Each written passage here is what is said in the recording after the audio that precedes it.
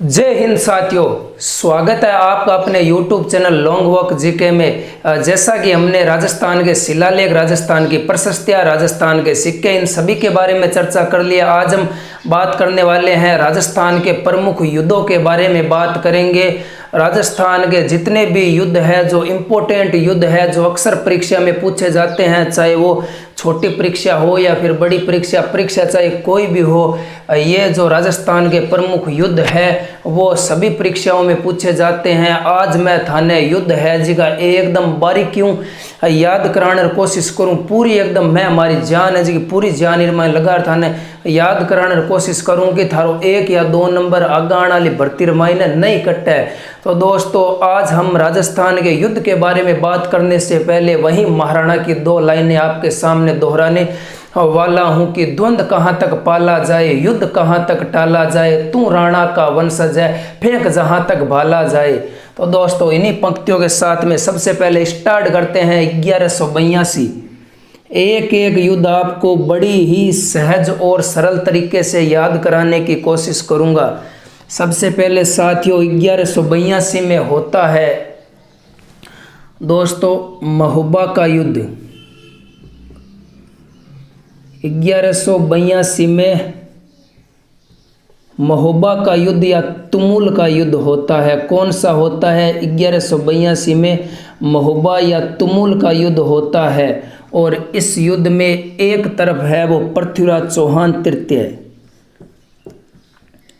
दोस्तों, एक तरफ होता है पृथ्वीराज चौहान तृतीय, जिसे राय पिथौरा कहा जाता है, भारत का हिंदू सम्राट कहा जाता है। एक तरफ पृथ्वीराज चौहान तृतीय और एक तरफ इसमें होता है परमर्दी देव। एक तरफ इसमें परमर्दी देव के 2 सेनापति अल्ला और उद्दल। एक तरफ होते हैं परमर्दी देव के 2 सेनापति अल्ला वर्सेस उद्दल।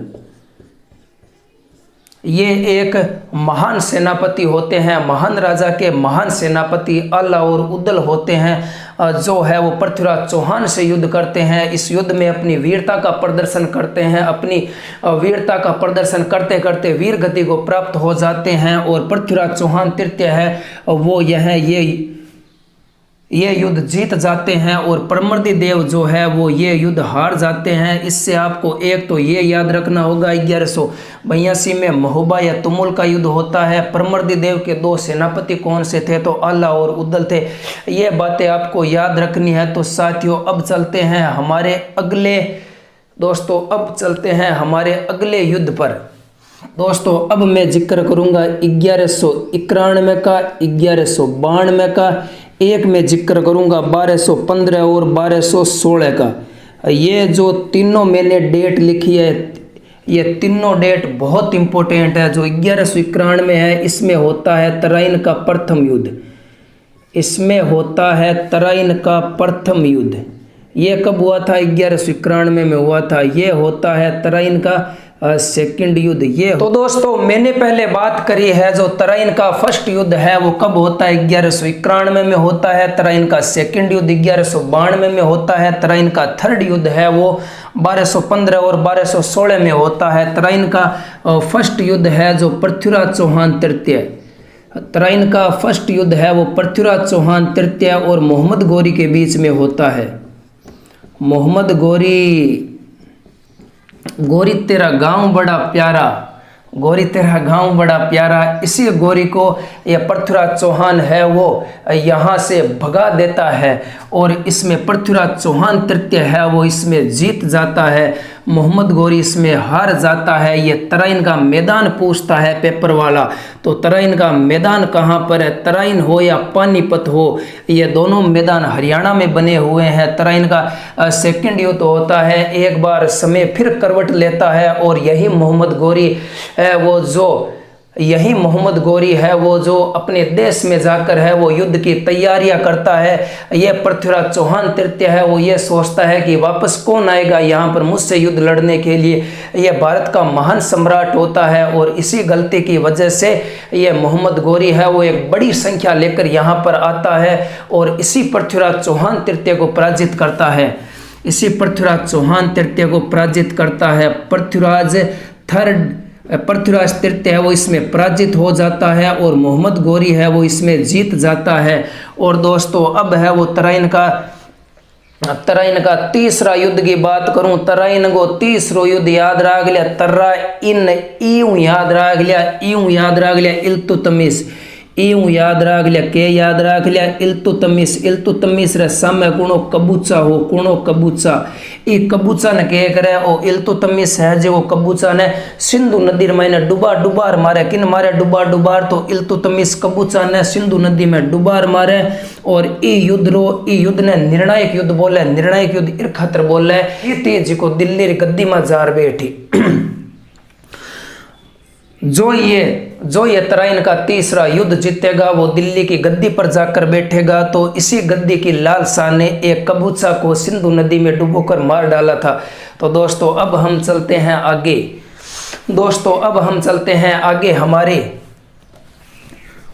अब हम बात करेंगे। आपको 1191 में याद होना चाहिए, 1191 में पृथ्वीराज चौहान तृतीय, मोहम्मद गौरी पृथ्वीराज चौहान तृतीय जीत जाता है। 1192 के महीने मोहम्मद गौरी जीत जाए, पृथ्वीराज चौहान तृतीय हार जाए। 1215-16 के महीने कबूचा हार जाए, इल्तुतमिश जीत जाए। ये बात थाने एकदम याद होनी चाहिए, जने कोई पेपर के महीने थे आ चीज़ा ने कर सको।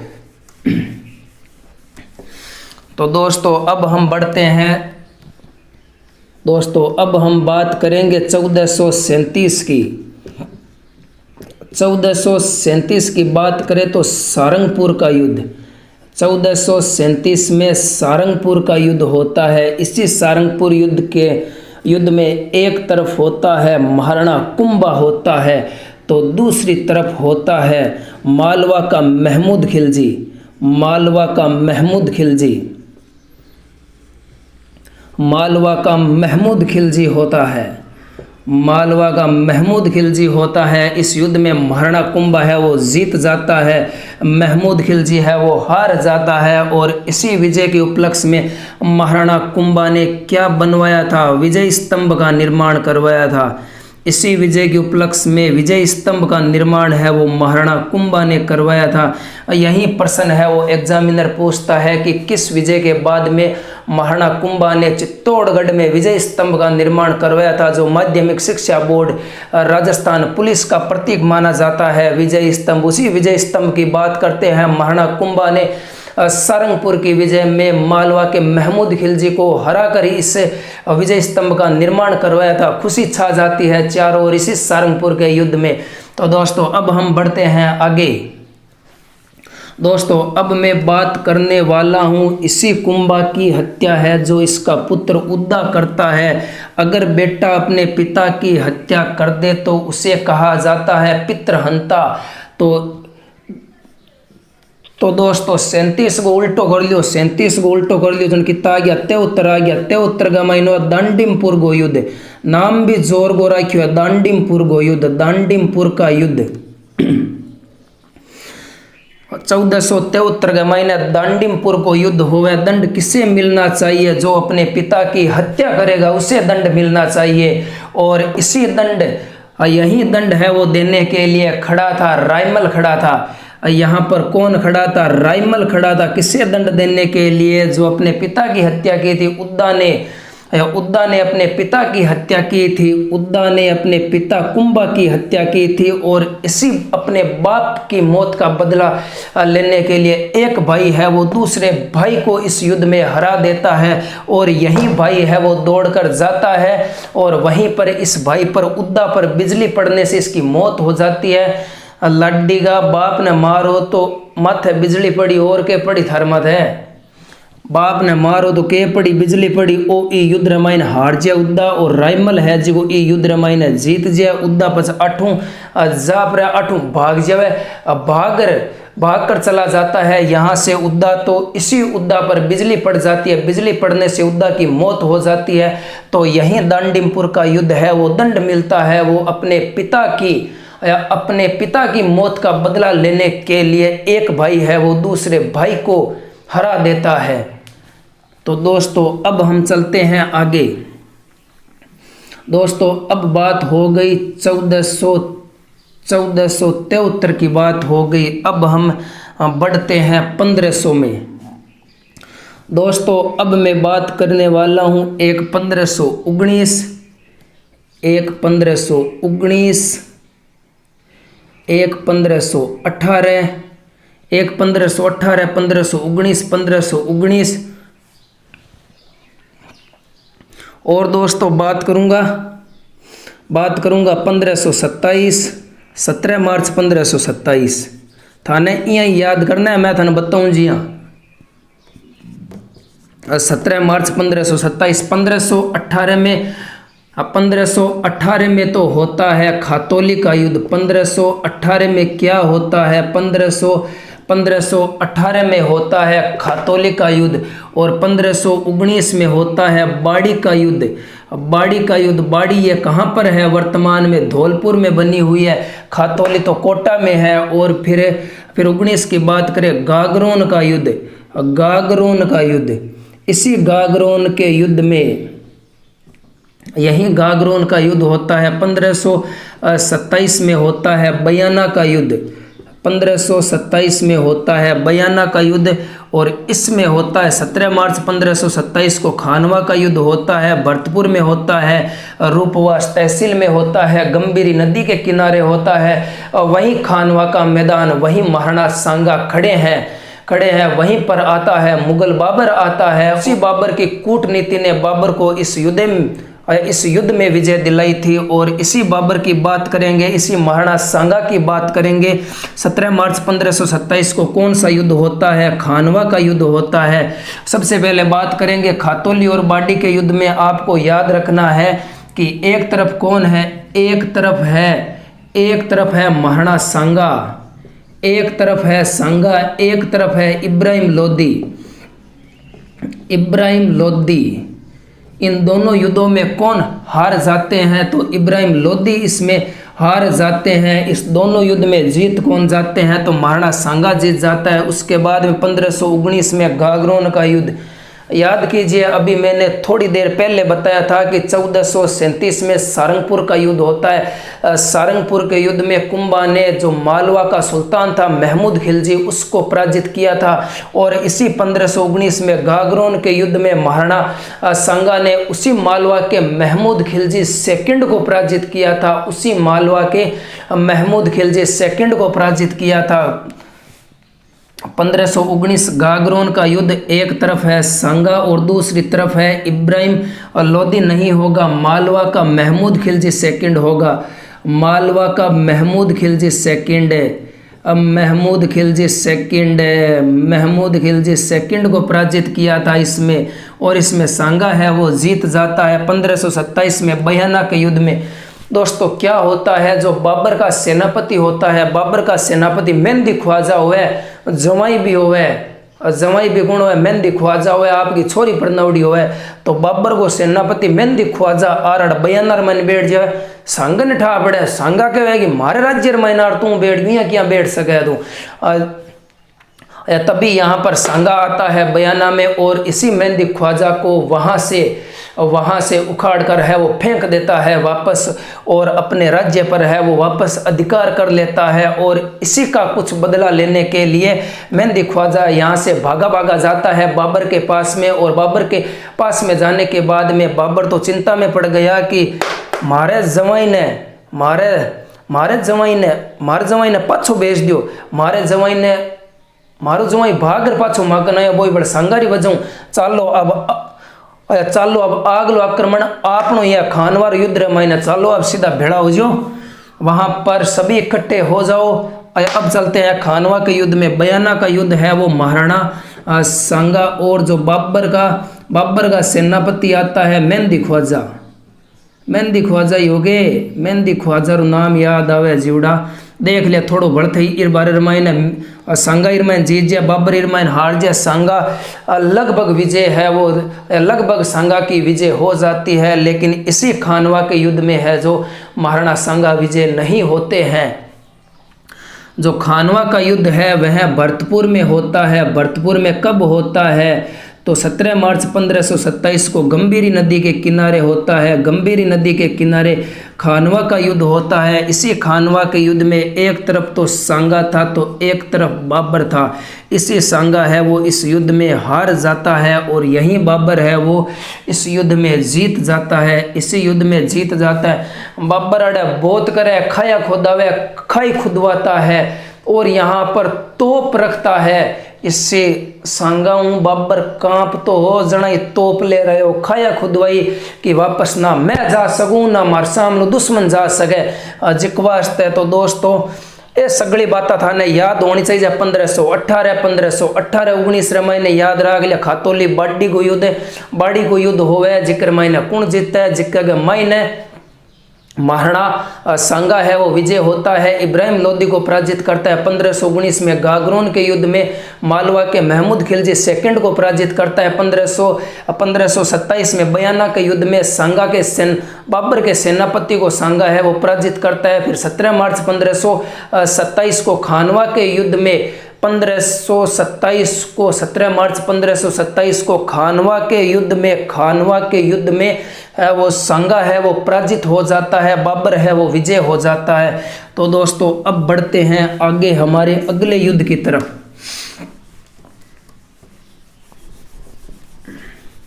दोस्तों अब हम बात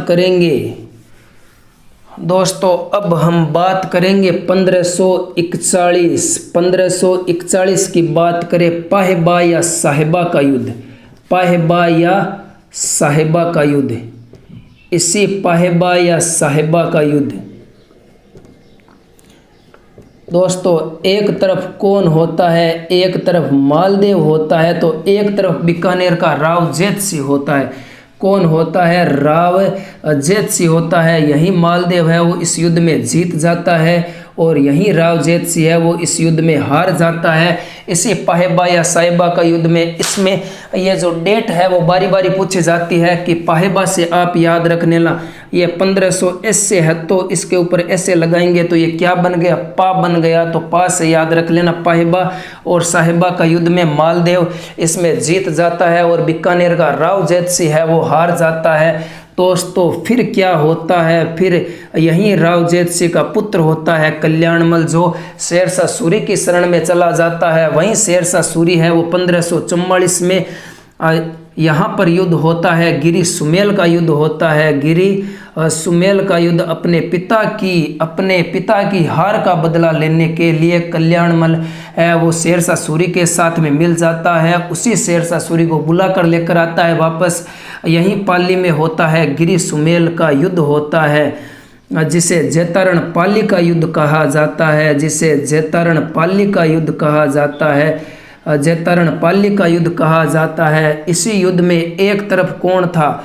एक तरफ शेरशाह सूरी था। कौन था? एक तरफ शेरशाह सूरी था, एक तरफ तो मालदेव के दो सेनापति भारी पड़ गए थे। मालदेव का दो सेनापति जेता और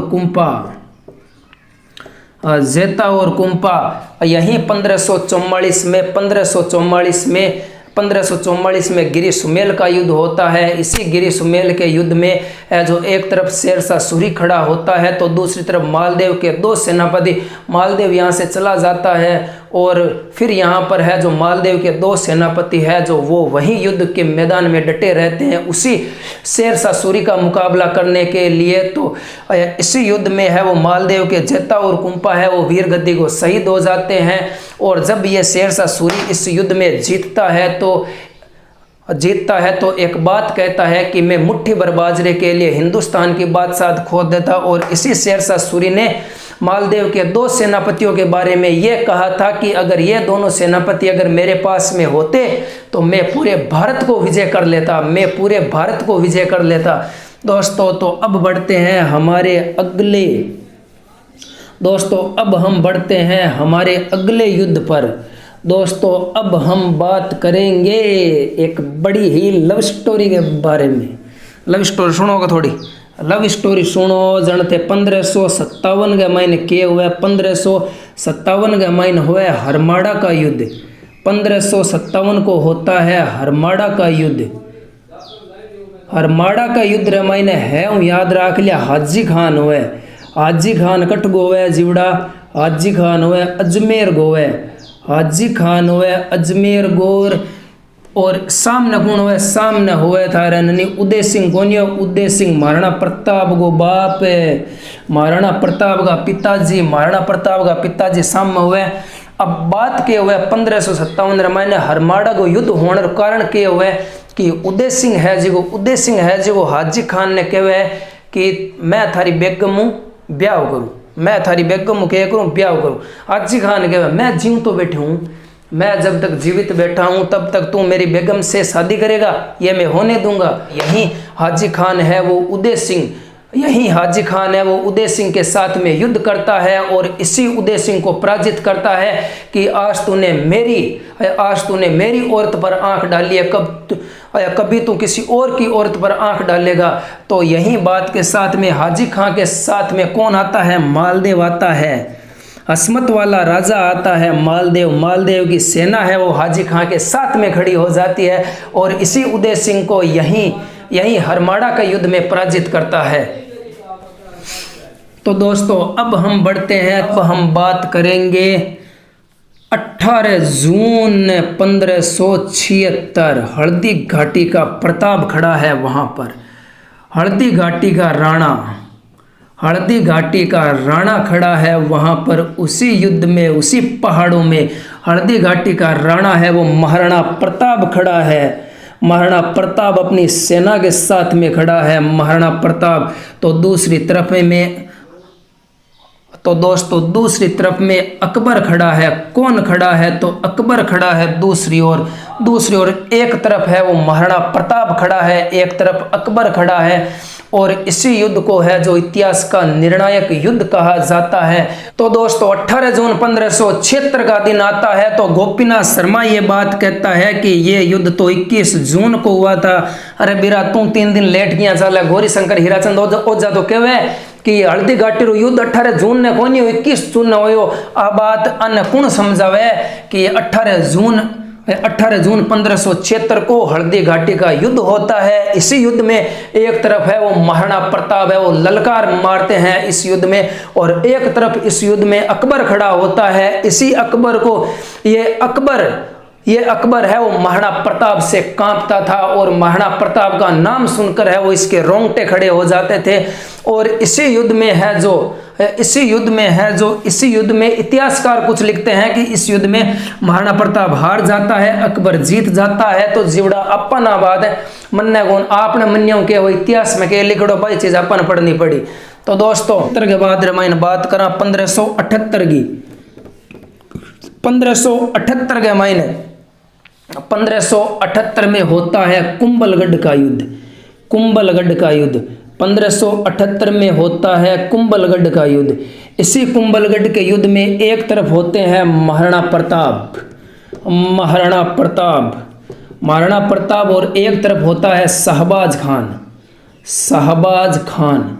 एक तरफ होता है शहबाज खान। 1578 में कुंभलगढ़ का युद्ध होता है। एक तरफ महाराणा प्रताप होता है तो एक तरफ शहबाज खान होता है। महाराणा प्रताप ने यहाँ पर अपनी चतुराई दिखाते हैं और इसी कुंभलगढ़ को छोड़कर है वो जंगलों में चले जाते हैं और यहाँ पर है वो शहबाज खान का अधिकार हो जाता है।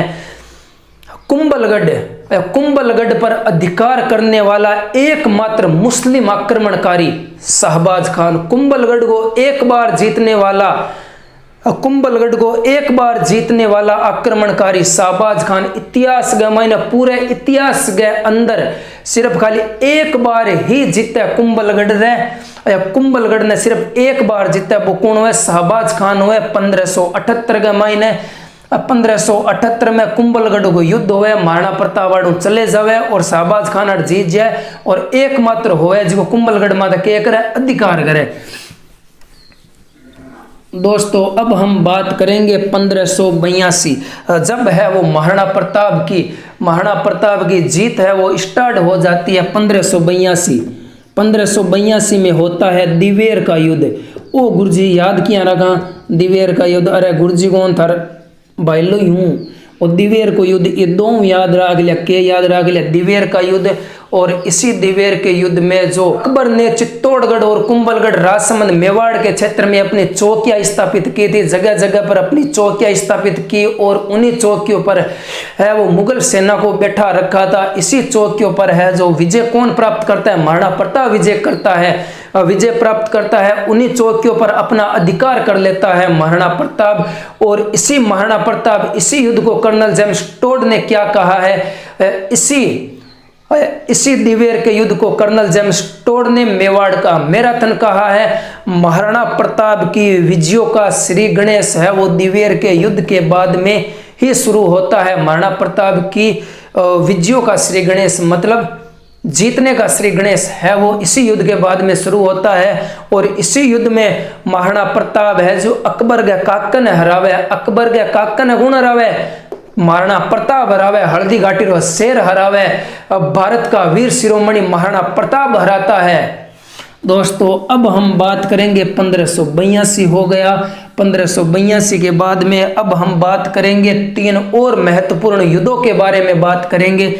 एक तो 1526 की बात करूंगा, एक 1556 की बात करूंगा, और एक बात करूंगा 1761 की।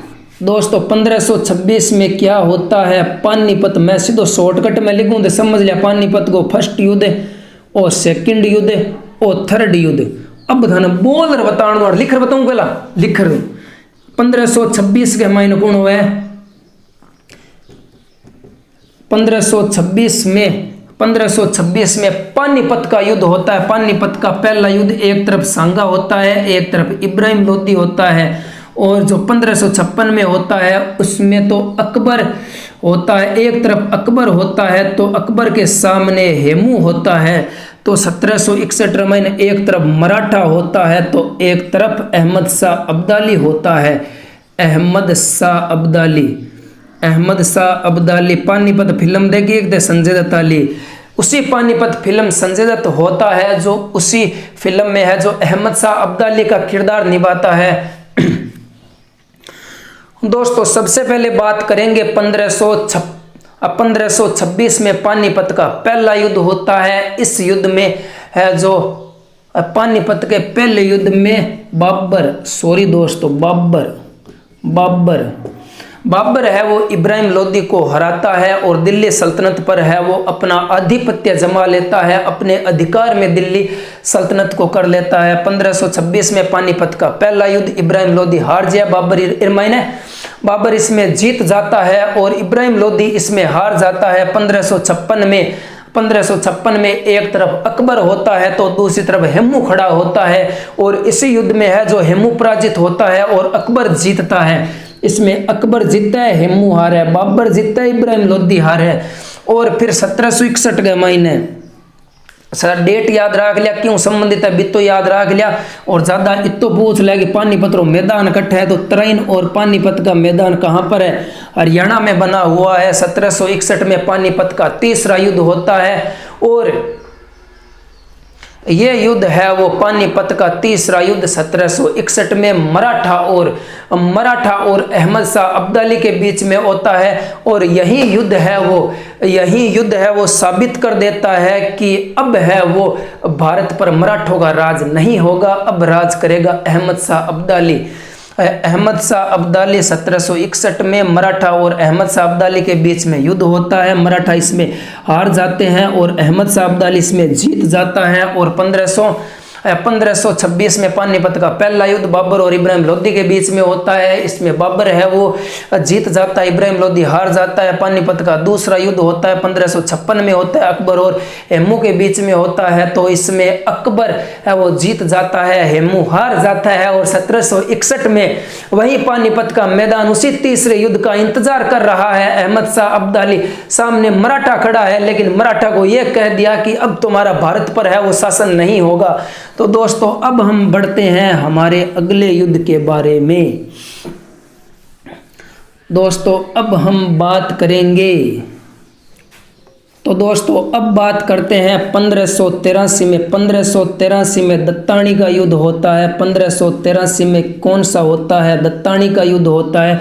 और इसी दत्तानी के युद्ध में महाराणा प्रताप का भाई है वो एक तरफ जगमाल होता है तो दूसरी तरफ सुल्तान देवड़ा होता है। कौन होता है? सुल्तान देवड़ा होता है। और इसी युद्ध में है जो जगमाल है वो हार जाता है, सुल्तान देवड़ा जीत जाता है। 1583 महीना दत्तानी का युद्ध होता है, जगमाल हार जाता है, सुल्तान देवड़ा जीत जाता है।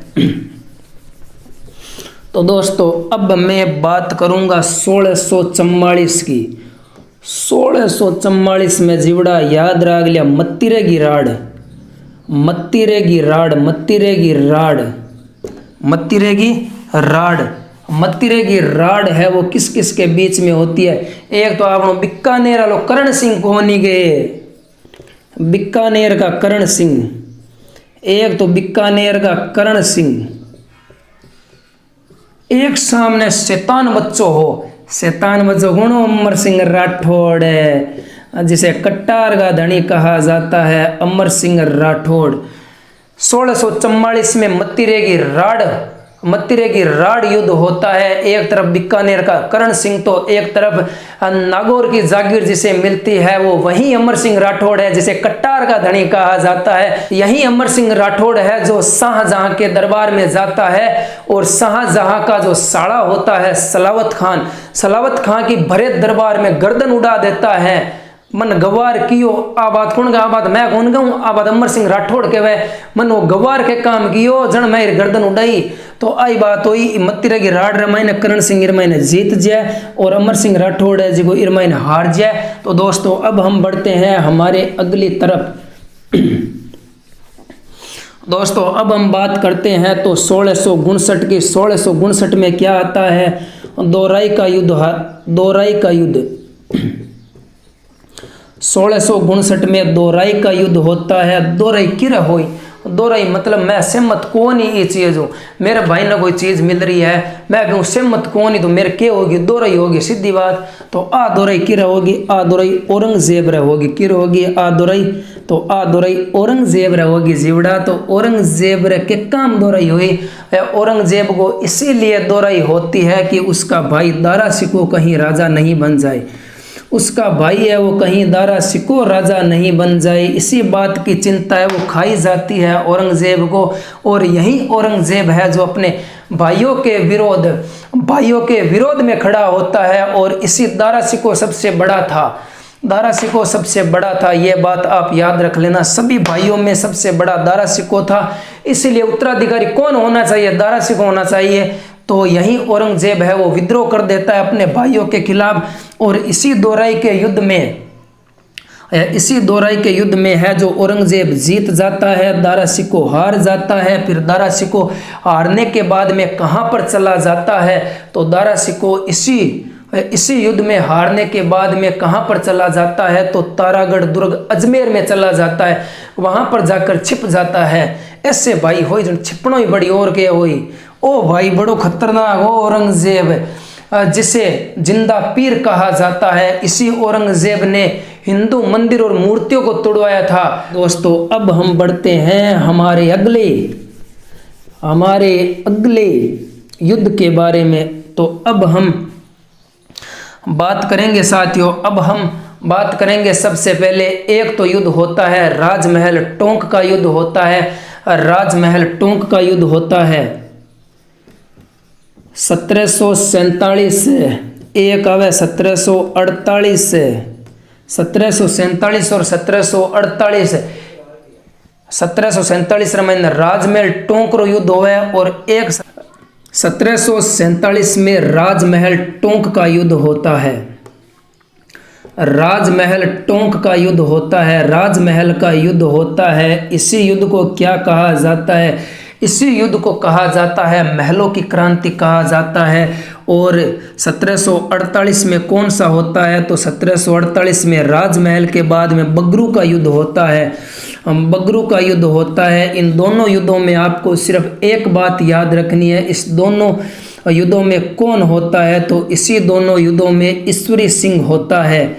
एक तरफ है वो कौन होता है? तो ईश्वरी सिंह होता है तो एक तरफ सामने कौन होता है, तो ईश्वरी सिंह के सामने है वो माधो सिंह होता है। ईश्वरी सिंह के सामने इसका भाई होता है।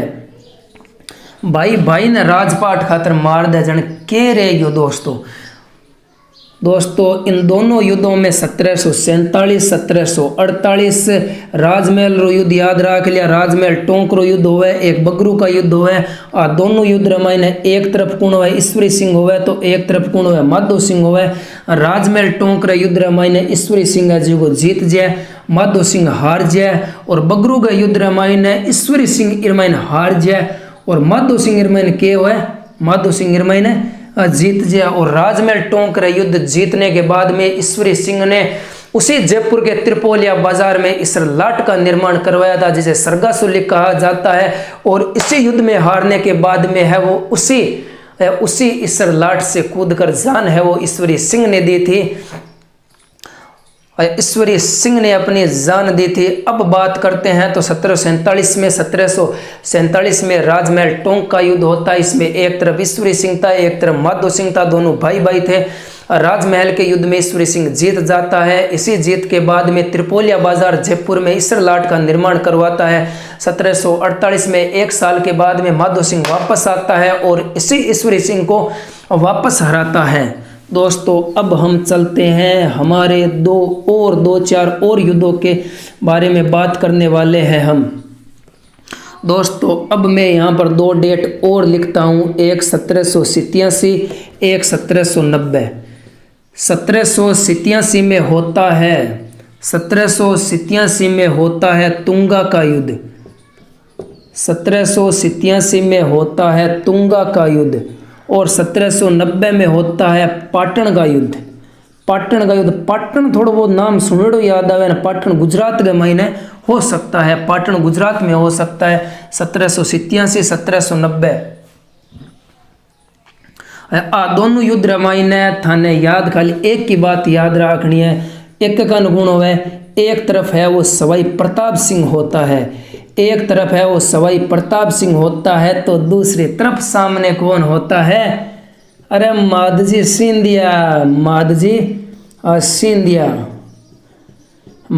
सिंधिया।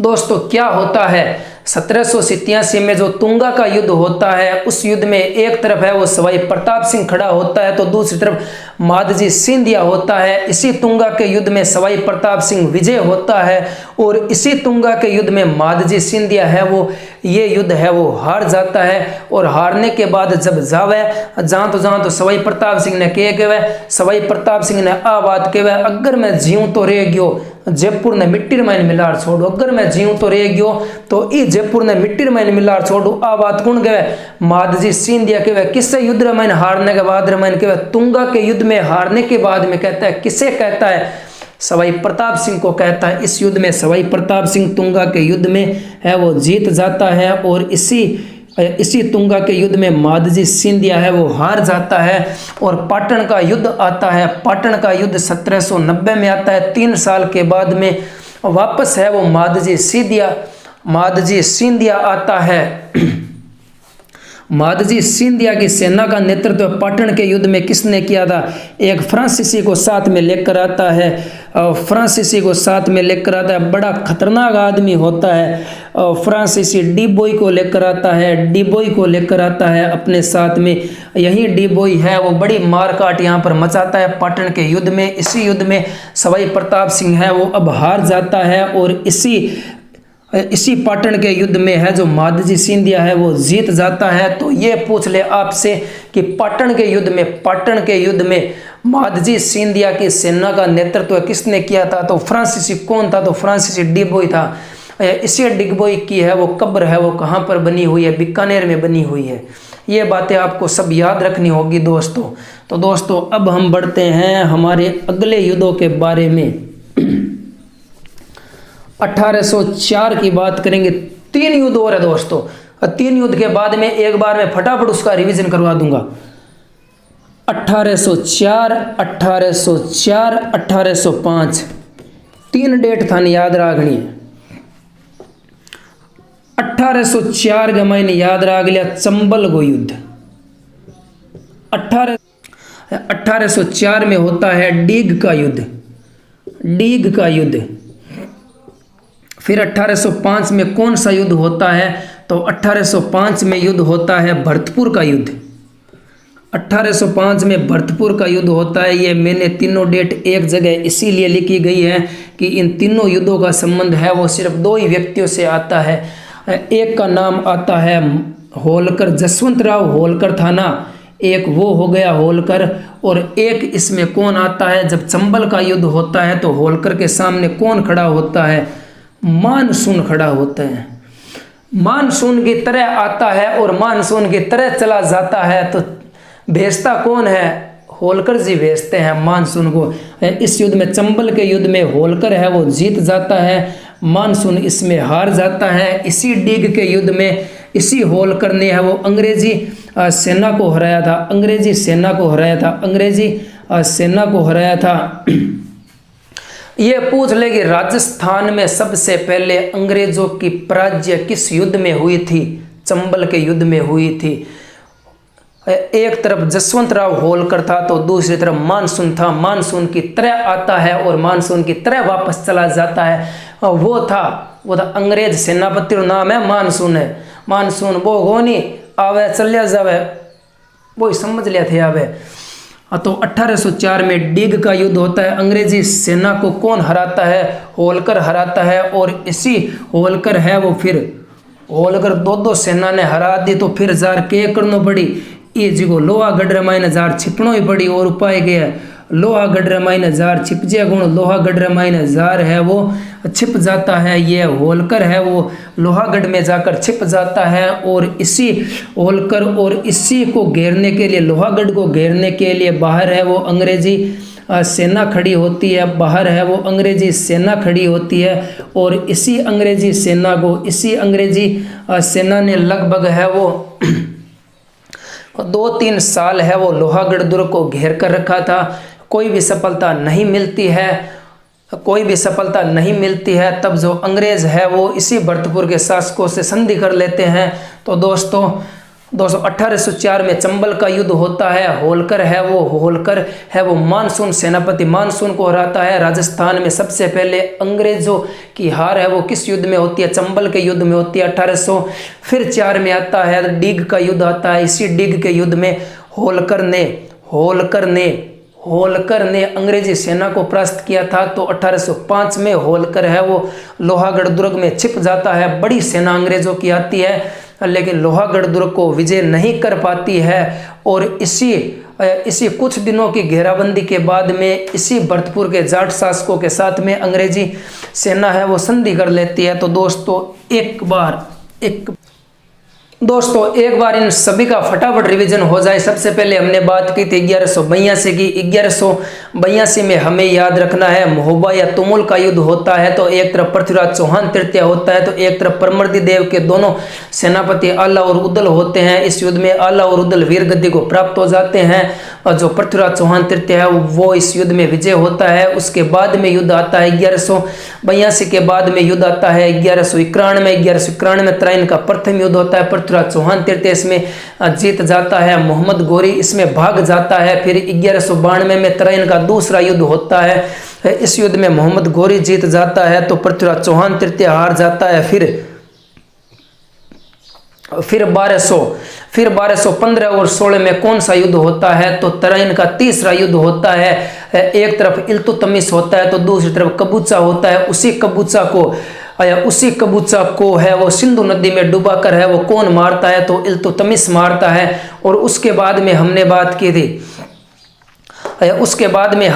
की थी 1437 में सारंगपुर के युद्ध की बात की थी। उसी सारंगपुर के युद्ध में महाराणा कुंभा ने मालवा का महमूद खिलजी फर्स्ट को है वो सारंगपुर के युद्ध में हराया था। और इसी युद्ध की विजय के उपलक्ष्य में महाराणा कुंभा ने चित्तौड़ में विजय स्तंभ का निर्माण करवाया था। और 1437 को उल्टो कर लिया, उल्टो करता 1473 आ गया। 1473 का महीने किस युद्ध हुआ? तो 1473 का महीने दांडीमपुर को युद्ध हुआ। दांडीमपुर का युद्ध रामायण दांडीमपुर दंड किन मिलना चाहिए? महाराणा कुंभा ने मारे जगन दंड मिलना चाहिए। तो महाराणा कुंभा को है वो उसका पुत्र है वो उद्दा मार देता है। तो इसीलिए उद्दा को पितृहंता राजा कहा जाता है, पितृहंता कहा जाता है, पिता को मारने वाले को पितृहंता कहा जाता है। और इसी उद्दा के भाई ने रायमल ने उसे पराजित किया था। फिर उद्दा चला जाता है, वहीं पर उस पर बिजली गिरने से उद्दा की मौत हो जाती है। बाप को मारेगा तो बिजली नहीं पड़ेगी तो और क्या होगा तेरे साथ में।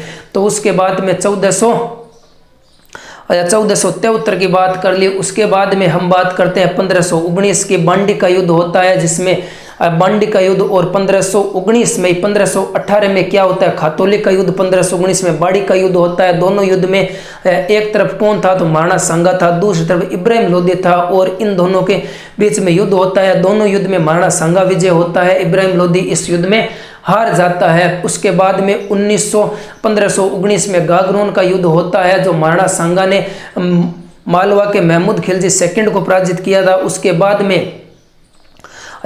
बाद में युद्ध कौन सा होता है तो उसके बाद में युद्ध होता है 1527 में बयाना का युद्ध होता है। महाराणा सांगा ने बाबर को हराया था 1527, 17 मार्च 1527 को। वही खानवा का मैदान भरतपुर होता है, वहीं गंभीर नदियों के संगम पर होता है, और वहीं रूपवास तहसील होती है, वहीं बाबर खड़ा होता है, वहीं है वो सांगा खड़ा होता है। इन दोनों के मध्य युद्ध होता है। इस युद्ध में जो सांगा हार जाता है, बाबर इसमें जीत जाता है। तो 1527 खानवा के युद्ध में है जो सांगा है वो हार जाता है। 1727 के बाद में 1527 के बाद में 1541 में पाहेबा या साहेबा का युद्ध होता है। पाहेबा या साहेबा के युद्ध में बीकानेर के राव जैत सिंह को मालदेव ने हराया था। 1544 में गिरी सुमेल का युद्ध होता है। मालदेव के दो सेनापति जेता और कुंपा शेरशाह सूरी की सेना का सामना करते हुए पाली के मैदान में खड़े होते हैं। उसी युद्ध को गिरी सुमेल का युद्ध कहा जाता है। 1544 को हुआ था। इसी युद्ध में मालदेव के दोनों सेनापति है वो वीरगति को प्राप्त हो जाते हैं, और इसी युद्ध में है जो शेरशाह सूरी जीत जाता है। जीत जाने के बाद में ये कहता है कि अगर मेरे पास में मालदेव के ये वीर सेनापति होते तो मैं पूरे भारत को विजय करता। और इसी युद्ध में शेरशाह सूरी ने कहा था कि मैं मुट्ठी भर बाजरे के लिए पूरी हिंदुस्तान की बादशाहत खो देता। और उसके बाद में आता है 1557 में हरमाड़ा का युद्ध होता है। हरमाड़ा का युद्ध में मुस्कान तो आ जाती है दोस्तों, क्या करे मुस्कान तो आ जाती है। उदय सिंह आशिक था जो हाजी खान की बेगम थी। हाजी खान अजमेर का था, हाजी खान की बेगम थी। उसी बेगम से प्यार कौन करता था? उदय सिंह करता था। उदय सिंह कौन था? महाराणा प्रताप का पिता था। वहीं उदय सिंह है वो उसी हाजी खान की बेगम से प्रेम करता है। और फिर इन दोनों के मध्य 1557 को युद्ध होता है। 1557 को युद्ध होता है। मालदेव अपनी सेना है वो हाजी खां के समर्थन में खड़ा होता है। मालदेव उदय सिंह को हराता है। उसके बाद में दोस्तों बात आती है, उसके बाद में 1578 में कुंभलगढ़ का युद्ध होता है। 1578 में कुंभलगढ़ के युद्ध में महाराणा प्रताप और शाहबाज खां के मध्य युद्ध होता है। महाराणा प्रताप यहाँ से चले जाते हैं जंगलों में। वहाँ पर महाराणा प्रताप ने थोड़ी बहुत अपनी चतुराई लगाई थी, और शाहबाज खां है वो एकमात्र ऐसा शासक था जो पूरे इतिहास में कुंभलगढ़ दुर्ग को पहला व्यक्ति था जो कुंभलगढ़ दुर्ग को विजय करता है। और उसके बाद में 1582 दिवेर का युद्ध आता है। महाराणा प्रताप और अकबर के बीच में युद्ध होता है। इसमें महाराणा प्रताप जीत जाता है। वास्तव में अकबर के साथ में नहीं होता है। जो चित्तौड़ और कुंभलगढ़, राजसमंद, मेवाड़ में जो अकबर ने अपनी चौकियाँ स्थापित कर रखी थी, उन्हीं चौकियों को अपने हाथ में किसने लिया था? महाराणा प्रताप ने लिया था। महाराणा प्रताप की विजयों का श्री गणेश है वो दिवेर के युद्ध को कहा जाता है। और इसी दिवेर के युद्ध को कर्नल जेम्स टोड ने मेवाड़ का मैराथन कहा है। 1582 की बात हो गई।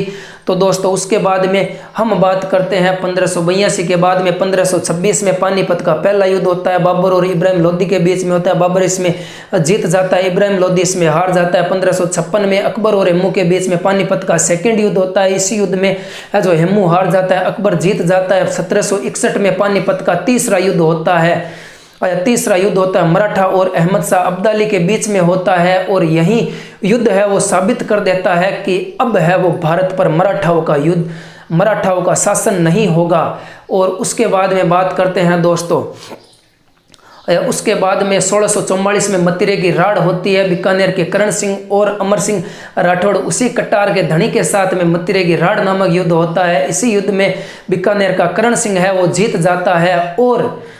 और 1659 में दोराई का युद्ध होता है। दोराई किसको हो जाती है? दोराई औरंगजेब को हो जाती है, क्योंकि औरंगजेब छोटा था, दारा शिकोह मोटा था, दारा शिकोह मोटा था। इसी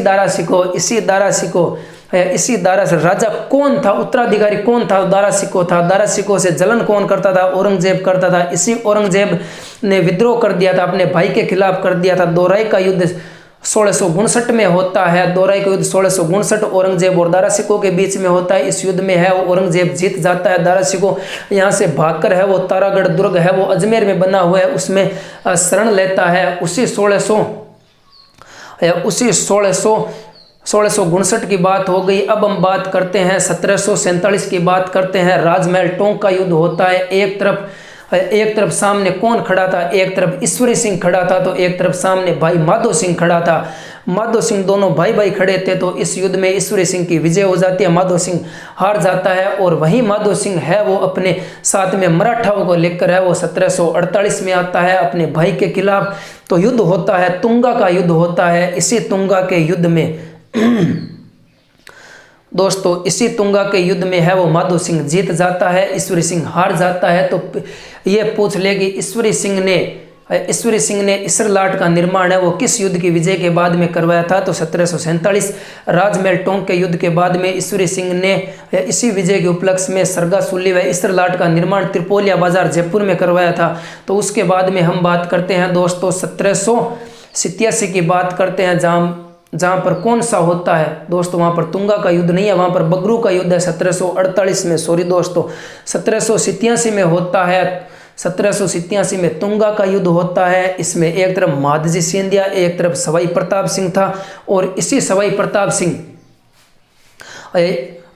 प्रताप सिंह इस युद्ध में जीत जाता है। माधजी सिंधिया जयपुर से जाते समय यह कहता है प्रताप सिंह को, अगर मैं जिंदा रहा तो इसी जयपुर को मिट्टी में मिला दूंगा। और वहीं वापस आता है 1790 में फ्रांसिस सेनापति को अपने साथ में डिबोई को लेकर आता है। और यहीं डिबोई ने पाटन के युद्ध में बड़ी मात्रा में मारकाट मचाई थी। और इसी युद्ध में सवाई प्रताप सिंह हार जाता है और माधजी सिंधिया है वो इसमें जीत जाते हैं। उसके बाद हम बात करते हैं 1804 में होता है, चंबल नदी का युद्ध होता है। और इसी में जसवंत राव होलकर और सामने कौन होता है? सेनापति, अंग्रेज सेनापति मानसून के बीच में ये युद्ध होता है। राजस्थान में जैसे मानसून आकर चला जाता है, उसी तरफ होलकर ने उसी मानसून को वापस भेज दिया था। और अंग्रेजों की सबसे पहले हार है वो राजस्थान में कहाँ पर होती है? चंबल के युद्ध में होती है, 1804 में होती है। 1804 में वापस क्या होता है? 1804 में डीग का युद्ध होता है। इसी डीग के युद्ध में वापस होलकर ने अंग्रेजों की सेनाओं को हराया था। और फिर होलकर है, फिर अंग्रेजों की बड़ी सेना आती है। उसी सेना से डरकर है वो होलकर है वो कहाँ पर चला जाता है? होलकर है वो लोहागढ़ दुर्ग में छिप जाता है। और इसी लोहागढ़ दुर्ग को जो अंग्रेजों की सेना ने घेर कर रखा था, यहीं पर है वो भरतपुर का युद्ध होता है 1805 में। और यहाँ पर कुछ दिनों के बाद में अंग्रेज है वो बहुत समय के लिए इस दुर्ग को, लोहागढ़ दुर्ग को घेर कर रखते हैं और यहाँ पर कोई युद्ध नहीं होता है। और फिर यहाँ पर अंग्रेजों ने संधि की थी। दोस्तों, ये था हमारा युद्धों का वीडियो। अगर आपको पसंद आए और एक लाइक कर देना। अगर आप चैनल पर नए हो तो चैनल को सब्सक्राइब कर देना। और मेरे द्वारा इसमें क्या रह गया, क्या नहीं रहा, वो सब आप कमेंट करके बता सकते हैं। और दोस्तों, आप सभी के 2 लाइनें, ना हार होनी चाहिए ना थकान होनी चाहिए, जीत के लिए निकले हो, बस जीत होनी चाहिए। जय हिंद, जय भारत।